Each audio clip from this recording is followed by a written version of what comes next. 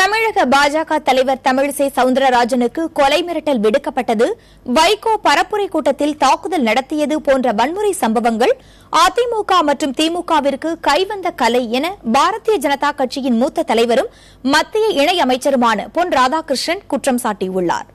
கன்னியாகுமரி மாவட்டம் குலசேகரத்தில் பாஜக வேட்பாளரை ஆதரித்து பரப்புரையில் ஈடுபட்ட அவர் துண்டு பிரசுரங்களை விநியோகித்து வாக்கு சேகரித்தார்.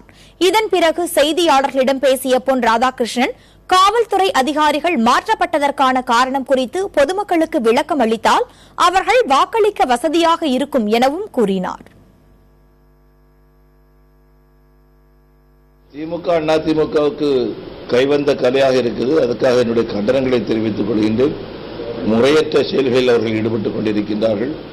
அநாகரிகமான அரசியலை நடத்துவதற்கு அவர்கள் 50 ஆண்டுகளாக அடித்தளமிட்டு பணிபுரிந்து கொண்டிருக்கின்றார்கள்.